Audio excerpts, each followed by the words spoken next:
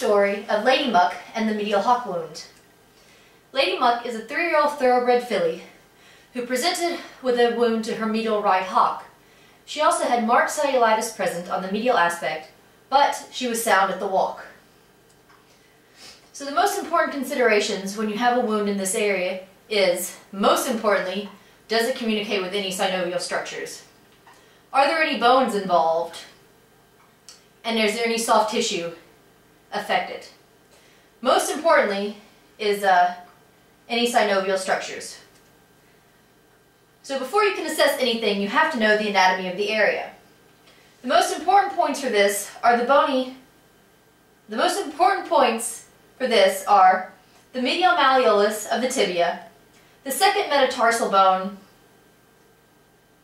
the calcaneus laterally, and the subsyntactium tali medially. The synovial structures affected could be the joint capsule or the deep digital flexor tendon sheath running over the subsyntactium tali. Remember this, it's important. So how do we assess the synovial structures? Well, first we have to clip and aseptically prepare the site because we don't want to introduce any bacteria that wasn't already there. We then stick a needle in and retrieve synovial fluid. This will later be analyzed for cytology. We then distend the structure with large amounts of sterile saline. If it has been compromised, you will see saline leaking from the wound.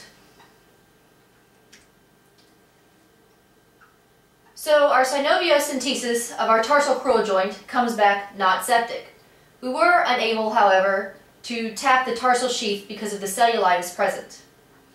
The radiographs revealed no bony changes, and the ultrasound showed only moderate distension of the tarsal sheath.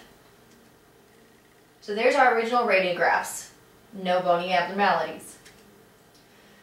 So at this point she's walking sound, and there's nothing to suggest anything sinister going on. So we treat conservatively with leg bandage, antibiotics, empirically penicillin and gentamicin for 5 days, and then NSAIDs as needed.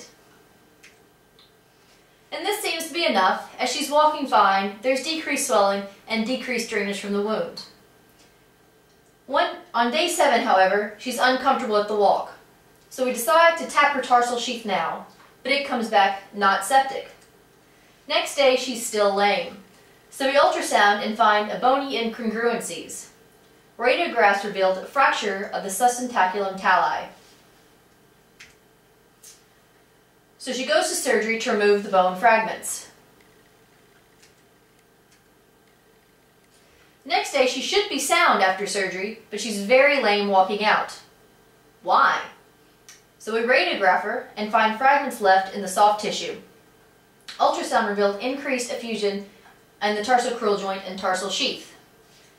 And synoviocentesis of the tarsal crural joint and tarsal sheath came back again, not septic. So her lameness improves with walking over the next few days. But one day at bandage change, there's pus squeezed from her wound. Now thinking that that bone chip left in has become a sequestrum, and now there's possible osteomyelitis of the subsyntactium tali, which is a common complication of this procedure.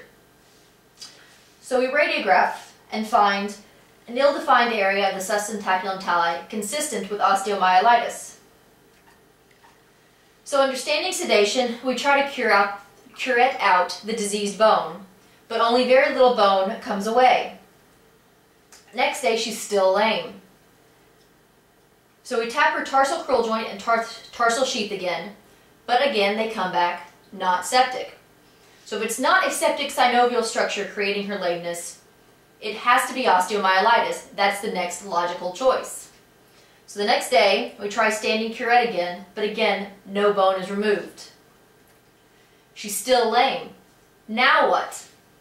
So we ultrasound again and find that the bony fragment left in her soft tissue has now migrated to her distal tarsal sheath.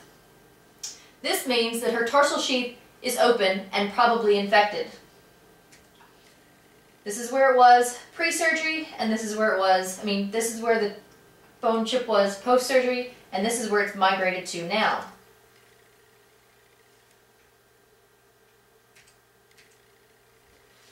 So the next day she goes to surgery again, this time to debride her tarsal sheath, to debride and lavage her tarsal sheath and remove the bone fragment.